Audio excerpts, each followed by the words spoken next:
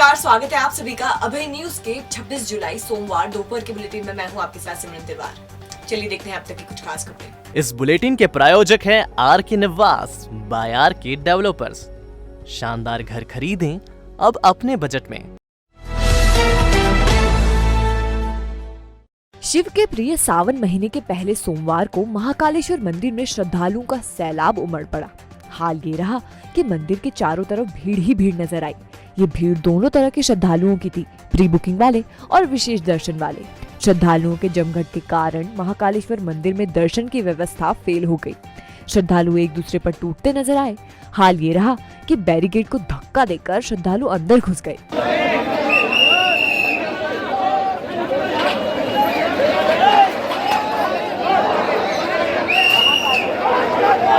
एकदम भगदड़ के हालत बन गई। मारामारी इस कदर थी कि लोग एक दूसरे को धकियाते हुए मंदिर में प्रवेश करते रहे। महाकालेश्वर मंदिर में हर सावन जमकर भीड़ होती है। इस बार भी बड़ी संख्या में श्रद्धालु आए हैं। आसपास के शहरों के साथ अन्य प्रदेश के श्रद्धालु भी शहर में हैं। इस वजह से मंदिर के आसपास का पूरा इलाका तड़के से ही भीड़ से पटा हुआ था। सुबह 5 बजे से दर्शनों का क्रम शुरू हुआ था और सुबह 8 बजे तो भीड़ टूट पड़ी। ऐसे में दर्शनों के लिए मशक्कत का दौर शुरू हो गया। प्री बुकिंग और विशेष दर्शन वाले तो विधिवत दर्शन करने पहुंचे, लेकिन बाकियों को दर्शन में काफी परेशानी हुई। सुबह 9 बजे दर्शन फ्री फॉर ऑल कर दिए। बावजूद इसके भीड़ कम होने का नाम ही नहीं ले रही थी। श्रद्धालुओं को 2 से लेकर 3 घंटे में दर्शन हुए। इस दौरान जमकर अव्यवस्था दिखाई दी और श्रद्धालु भी परेशान होते रहे। सुबह 11 बजते ही मंदिर में दर्शन बंद कर दिए गए और मंदिर तक आने वाले सारे रास्तों को बैरिकेडिंग कर इन पर से लोगों का आना जाना भी रोक दिया गया। नागपुर से आई प्रियंका गुप्ता ने बताया कि पुलिस कर्मियों ने बेहद अभद्र व्यवहार किया है। बड़ी मुश्किल से दर्शन हो सके हैं। इसके विपरीत अभिषेक तिवारी दर्शन से प्रसन्न नजर आए। उन्होंने कहा कि भगवान महाकाल ने बुलाया था और उनकी कृपा से ही दर्शन हो सके हैं।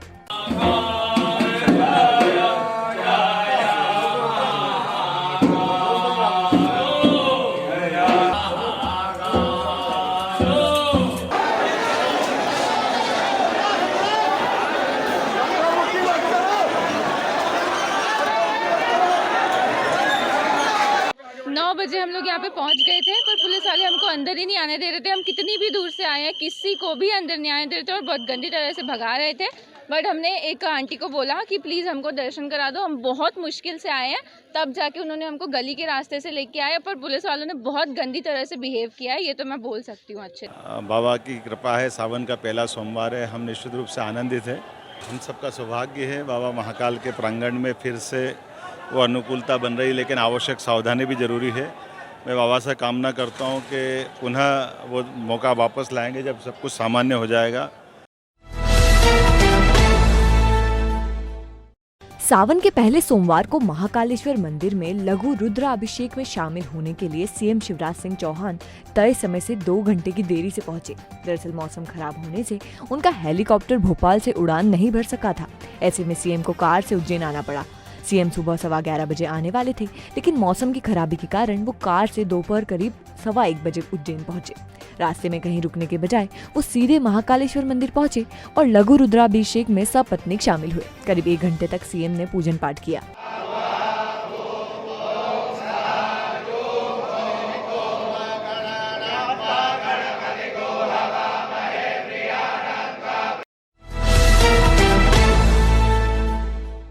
इंदौर के फन रिपब्लिकन ग्रुप के लगभग 50 सदस्यों ने नलखेड़ा स्थित मां बगलामुखी शक्तिपीठ पर जाकर पूजन अनुष्ठान कर 21 फीट की चुनरी व ध्वजा चढ़ाई। दरअसल कोरोना की तीसरी लहर की आशंका के मद्देनजर यह अनुष्ठान किया गया। रविवार की सुबह मां बगलामुखी के भक्तों का जत्था आर के ग्रुप के चेयरमैन राकेश अग्रवाल की अगुवाई में शक्तिपीठ पहुंचा, जहां मंदिर के पुजारी द्वारा विधि विधान से अनुष्ठान संपन्न कराया गया।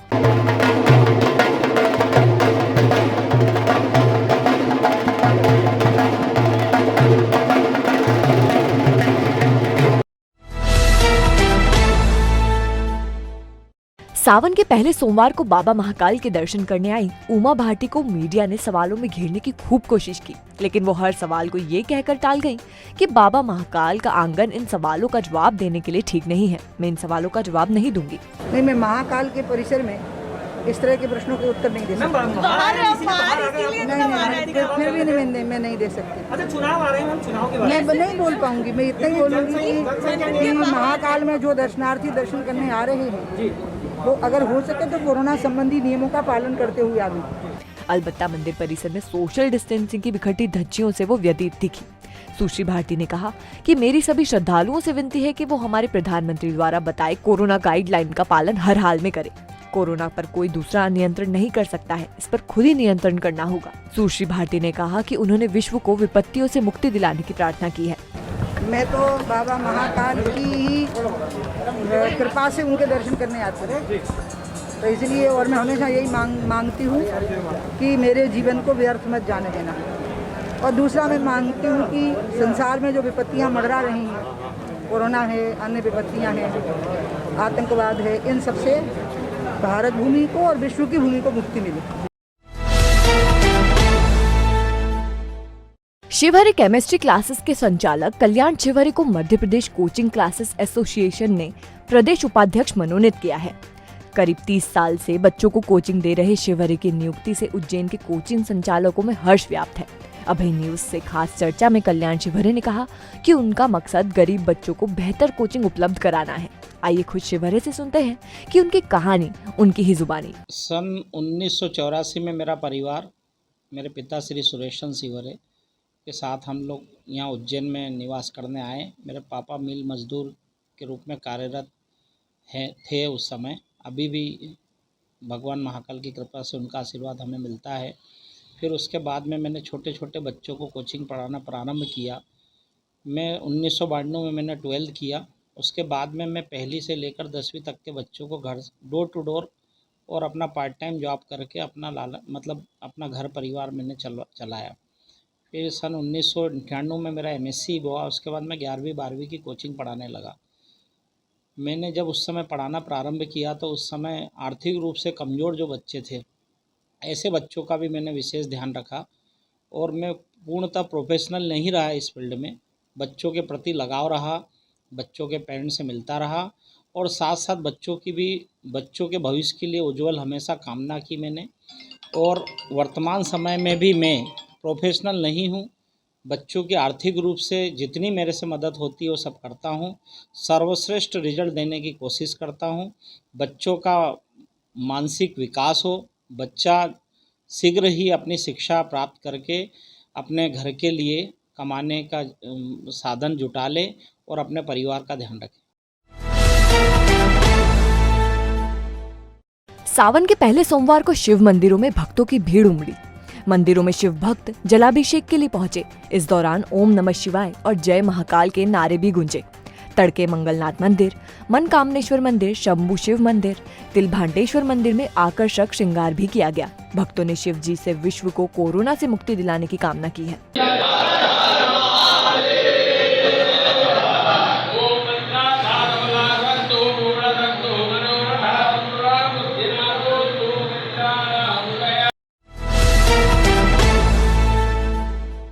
सावन के पहले सोमवार को नीलकंठेश्वर महादेव मंदिर में श्रद्धालुओं का तांता लगा। बड़ी संख्या में श्रद्धालु जलाभिषेक करने पहुंचे। क्षेत्र में जारी बारिश के कारण मंदिर का तालाब लबालब हो गया है और मंदिर परिसर और आकर्षक हो गया है। नीलकंठेश्वर महादेव मंदिर से सवारी भी निकाली जाएगी। पहली सवारी 9 अगस्त और 5वीं सवारी 6 सितंबर को निकलेगी। आज सुबह से ही 4 बजे से अभिषेक हुए और शाम को श्रृंगार किया जाएगा, प्रसाद वितरण किया जाएगा और महाआरती का आयोजन और कोविड के नियम का पालन करते हुए ये सारे कार्य किए जाएंगे।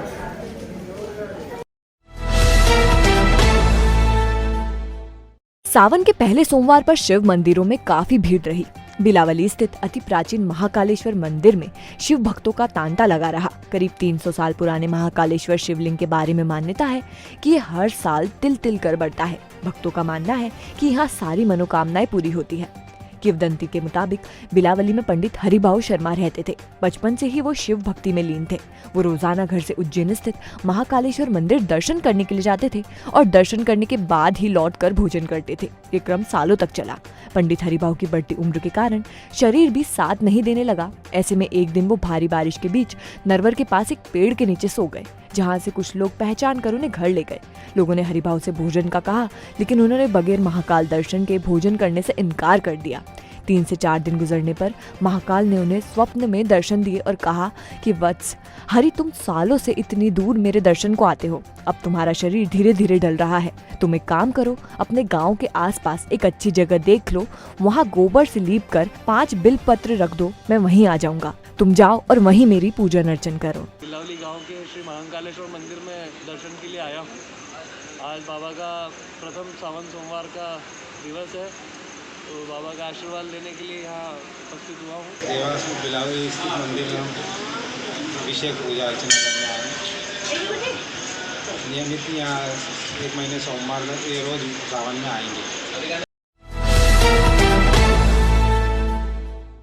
रविवार को लगातार हुई बारिश ने पीएससी परीक्षा देने आए अभ्यर्थियों को मुश्किल में डाल दिया। चंदाना और मेंढकी के बीच स्थित पुलिया पर पानी के बहाव के कारण पीएससी परीक्षा देने आए अभ्यर्थी काफी मशक्कत के बाद सेंटर तक पहुंच पाए। दरअसल इन अभ्यर्थियों का सेंटर शांति बाल निकेतन हायर सेकेंडरी स्कूल में था। ये सेंटर पुलिया के पार था। पुलिया पर पानी होने पर अभ्यर्थी खड़े होकर इंतजार करते रहे।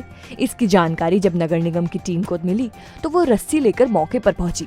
रस्सी की मदद से अभ्यर्थियों को एक एक कर पुलिया पार करवाई गई और सेंटर तक पहुंचाया गया। तब कहीं जाकर अभ्यर्थी परीक्षा दे पाए।